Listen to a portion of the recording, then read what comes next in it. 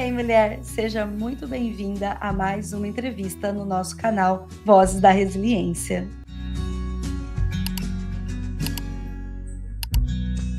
Ser mãe é o sonho de muitas mulheres, mas nem sempre essa jornada é fácil. A nossa convidada de hoje vai nos contar um pouco da sua história. Ela, que teve 3 abortos espontâneos antes de realizar seu grande sonho, que é ser mãe pela segunda vez. Nessa conversa, vamos falar sobre como ela enfrentou essas perdas e seguiu em frente, bem como o que essa experiência ensinou sobre resiliência e maternidade. É um prazer enorme ter você aqui, dividindo essa história com a gente. Desde já eu agradeço o seu tempo, sua disponibilidade e a sua boa vontade, pois eu tenho certeza que a sua história vai impactar a vida de muitas outras mulheres. Nayara Coach, seja muito bem-vinda e eu passo a palavra a você.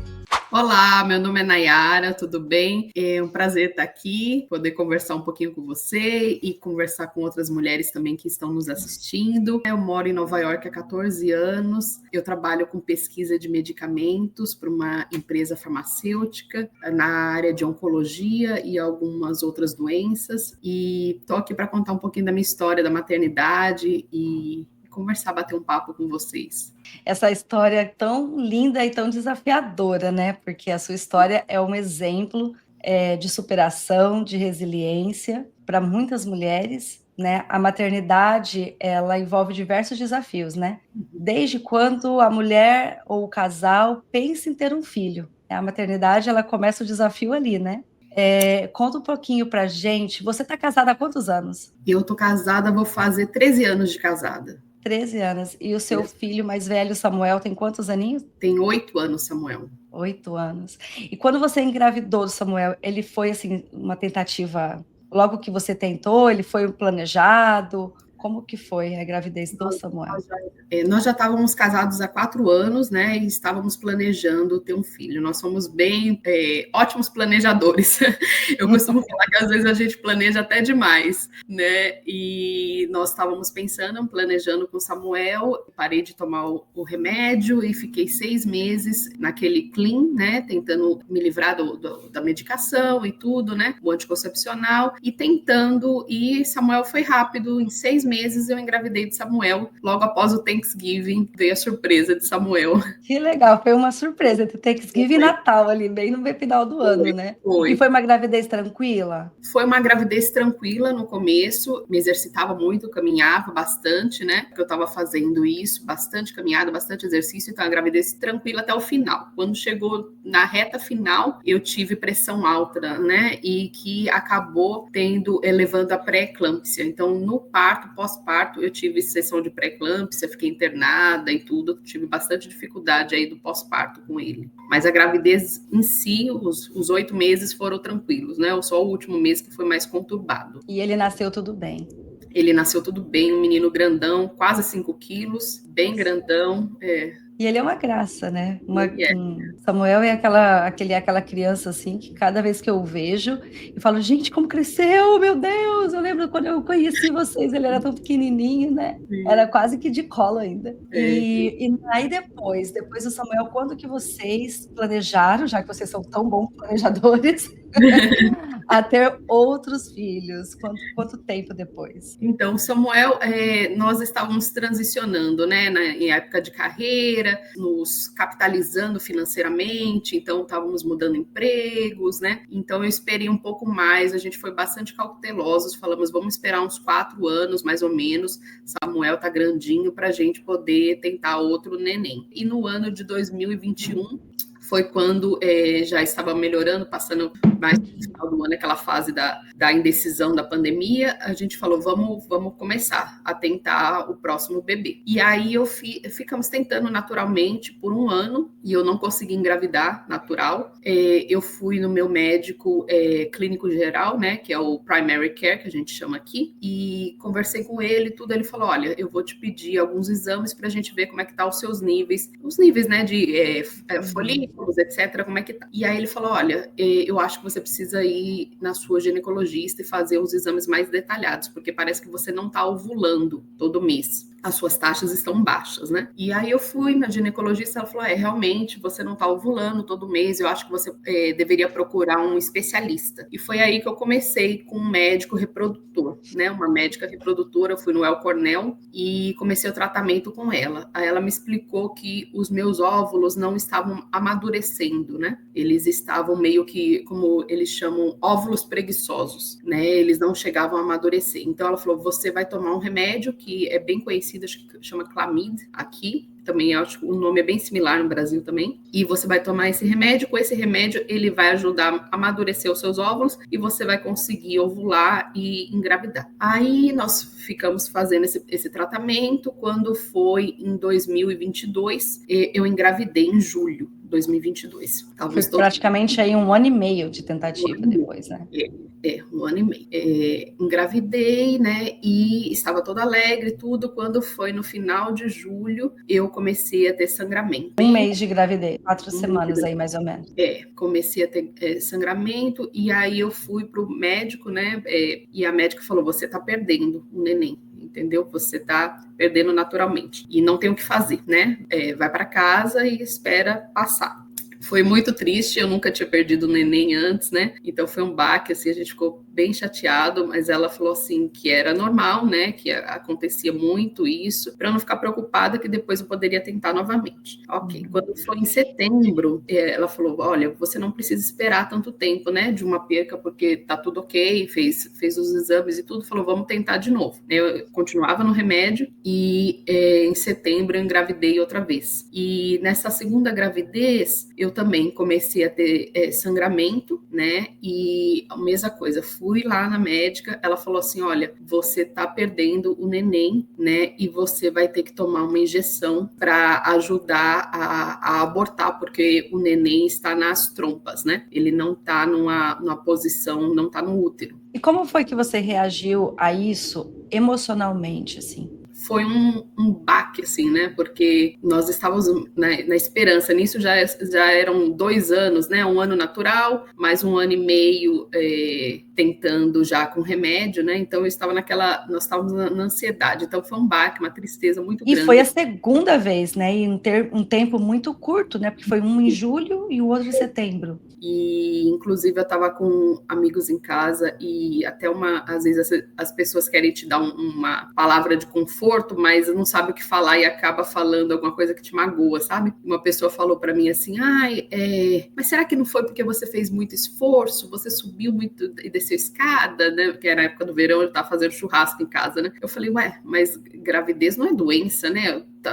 Trabalhava com o Samuel para lá e para cá, grávida, com barrigão, e estava super bem, né? Eu falei, não, eu não fiz nada de errado com meu neném, né? E eu fiquei com aquela tristeza no meu coração, sabe? Eu falei, meu Deus. Às vezes as pessoas são muito infelizes nos comentários, aquele ditado, né? Quando a gente não tem o que falar, é melhor ficar de boquinha fechada, né? Porque eu acredito que a sensibilidade que você tava também para receber um comentário era bem maior, né? Eu acredito que você estava mais sensível, você estava mais com sentimentos mais à flor da pele, né? Uma tristeza maior. Então, às vezes, o comentário, ninguém quer um julgamento, né? O que foi, foi. Mas ninguém quer um julgamento ou uma acusação, né? Principalmente uma responsabilidade, alguém colocando uma responsabilidade que não era sua. Porque você queria um filho, você estava fazendo de tudo, lógico, e super feliz para isso, né? Para isso, exatamente. Eu comentei com a minha médica, né? Ela falou assim, olha, o corpo é uma máquina muito interessante, né? Quando a gravidez não é uma gravidez saudável, o próprio corpo elimina a gravidez, né? Ele age de uma certa maneira.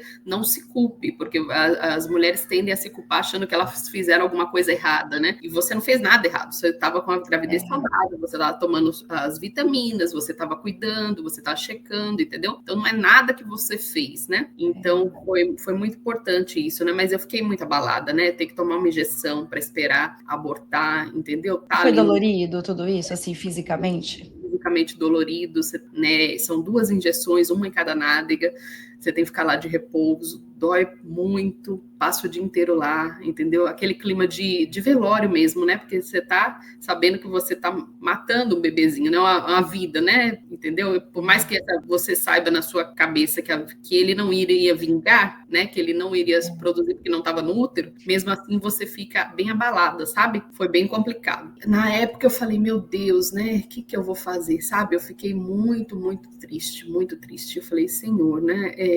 Que tá acontecendo, né? Eu falei, eu pedi tanto, né, para ter um filho, a gente pediu tanto, estávamos tão alegres e tudo, né? Será que eu tô fazendo a coisa certa, né? Será que era para ter? Será que não era para ter?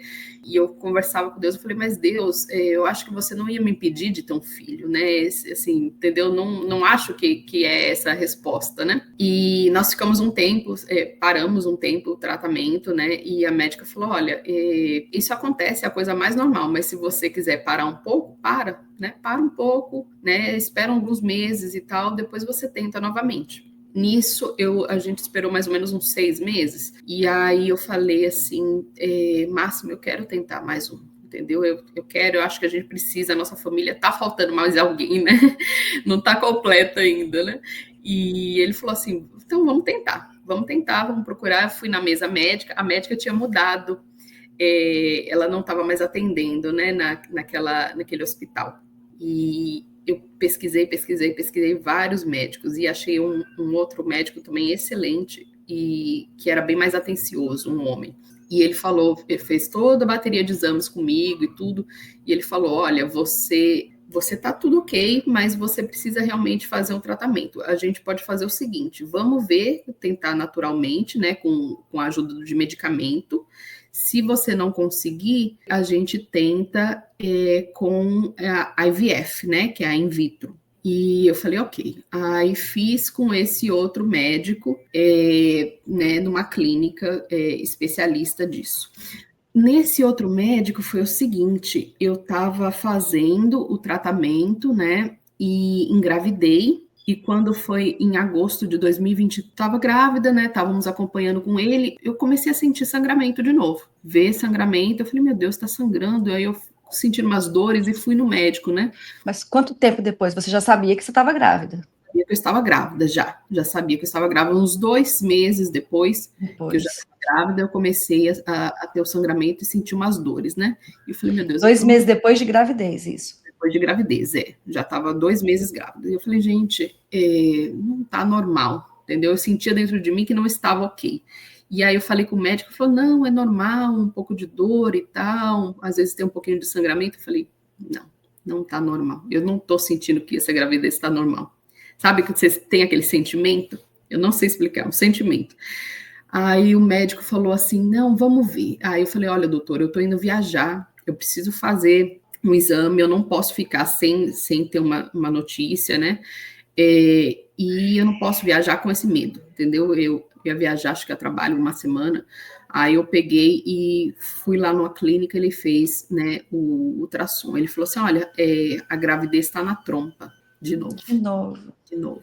Aí ele falou assim, mas pode ser que ela mude, entendeu? Eu nunca tinha escutado falar isso, tá? Eu também nunca escutei, não. Nunca. Aí ele falou assim, pode ser que ela mude, ela caminhe, vá para o útero, então nós vamos acompanhar. Na época, eu não procurei outro médico, falei, ok, né? Uhum. Se ele sabe do que ele está falando, eu vou acreditar. E eu tinha sido recomendada por pessoas, por outras mulheres, esse médico, nessa clínica. Uma semana depois eu chequei, ainda estava na trompa. Fiquei fazendo os exames de sangue, tudo, e aí a gravidez não desenvolvia, né? E assim, eu sentia que estava crescendo dentro de mim, mas eu a gravidez não desenvolvia para o jeito que deveria ser. Eu falei, não tá ok isso, não tá ok. Fui no médico de novo, eu falei, olha, doutor, eu preciso fazer o ultrassom, eu preciso ver o que nós vamos fazer. E quando eu fui fazer, ele não estava atendendo no dia e outra pessoa, outro médico atendeu e falou assim, olha, você vai ter que fazer uma cirurgia, né? Provavelmente, você vai ter que tomar a injeção e se a injeção não funcionar, você tem que fazer a cirurgia.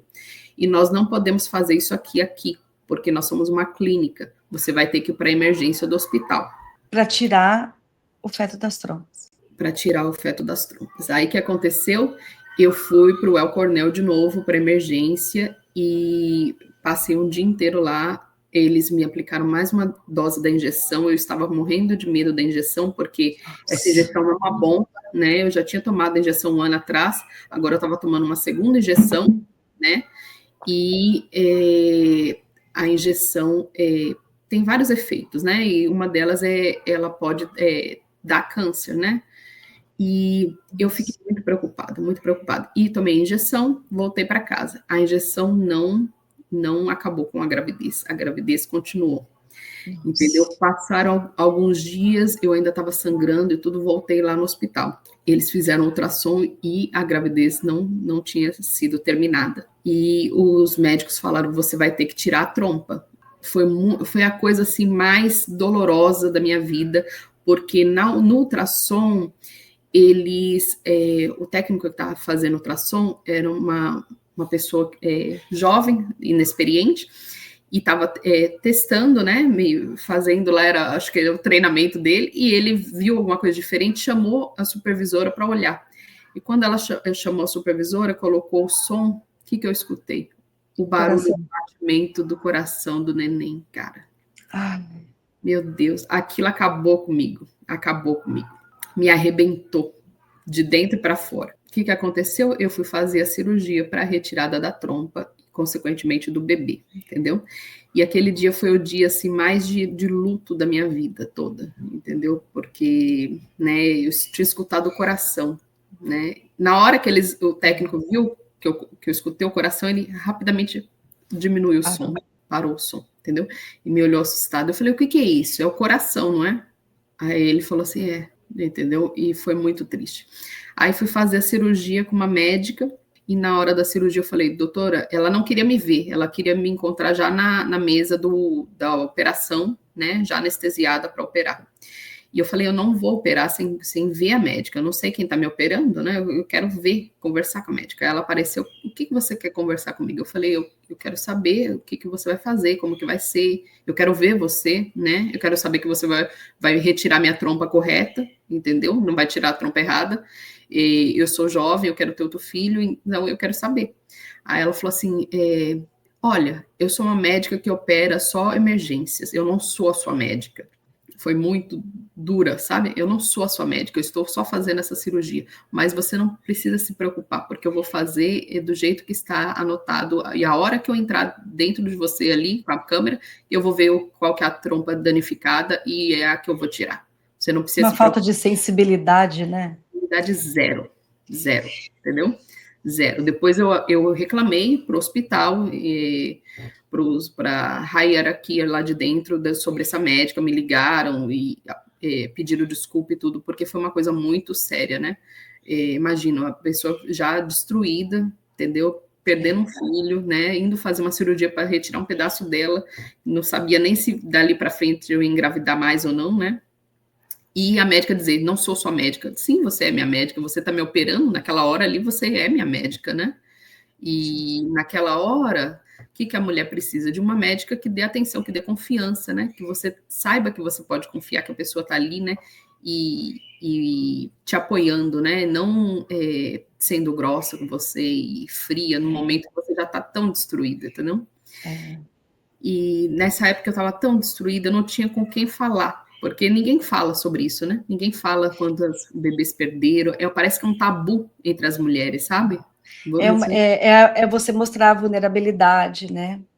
Eu acho que isso é você se mostrar nua e crua, né? A sua verdade, a sua emoção, o seu sentimento, a sua vulnerabilidade, de uma certa forma, não que isso seja uma fraqueza, mas eu acredito que a mulher que passa por isso, ela se sente impotente, ou que isso seja uma fraqueza, uma falha dela, então ela não quer transparecer isso para o mundo e fica esse tabu que ninguém fala, correndo o risco de, quando alguém for falar alguma coisa, falar algo errado, na hora errada, né? E como foi a questão, assim, por exemplo, do seu marido? Ele te ajudou muito nesses momentos? Ou ele também estava sofrendo muito e vocês acabavam... Ele também estava sofrendo muito, né? E o homem sofre de uma maneira diferente da nossa, né? Na minha frente ele se mostrava muito forte, mas por trás ele estava destruído, sabe? com a paciência curta, nervoso com todo mundo, com o Samuel. Ninguém podia fazer lá um pio, porque ele estava desesperado, ele não sabia o que fazer, né?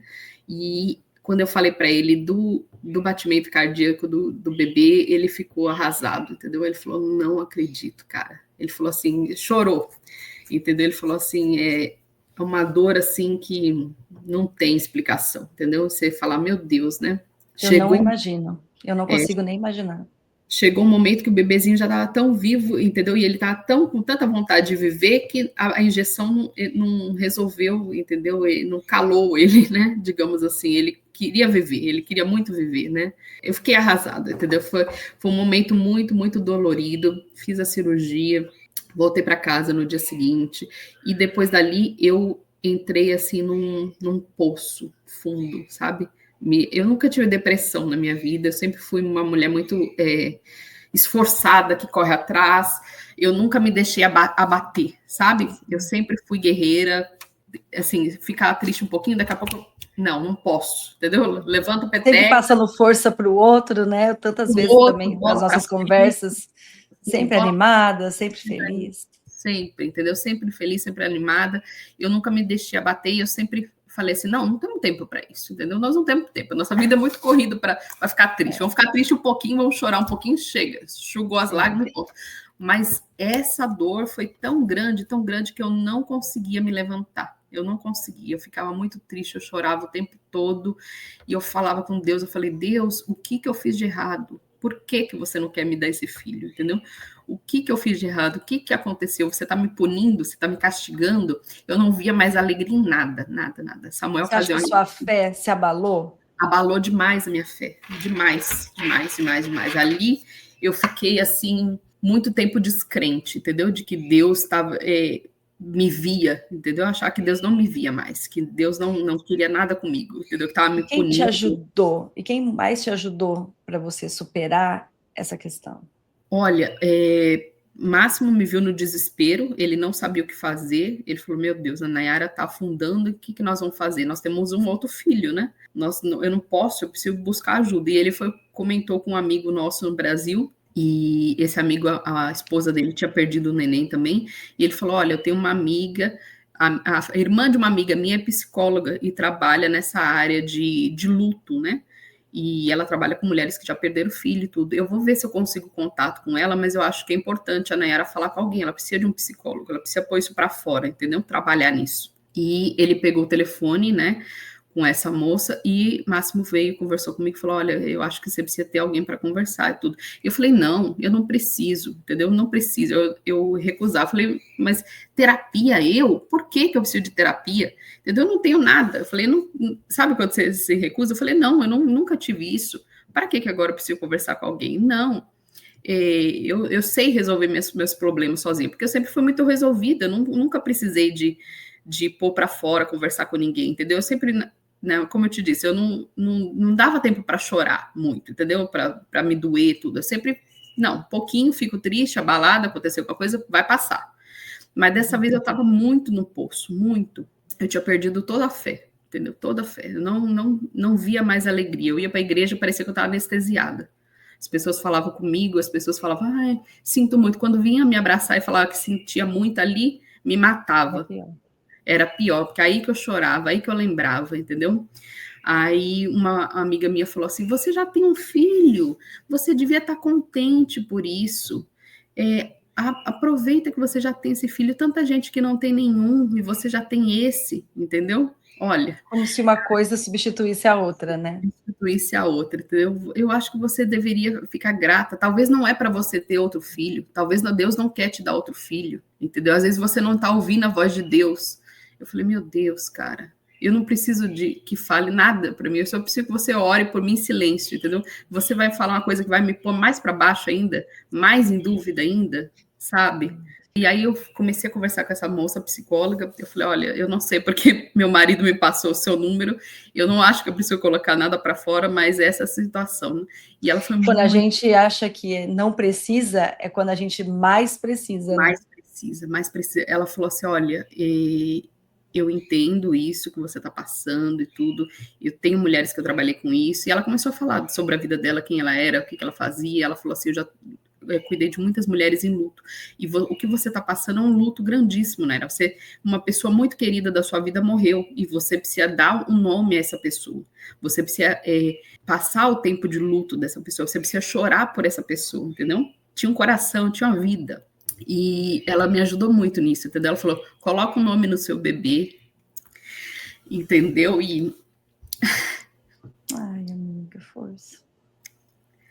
E coloca o nome no seu bebê e agradece a ele porque ele existiu, mesmo que seja pouco tempo, entendeu? Agradece ele porque ele existiu, ele foi importante para você e foi uma fase que passou e foi embora, foi a vez dele, né? Não era para ele vir, né, materializado para a Terra, digamos assim, né? Mas agradece e chora por esse luto, entendeu?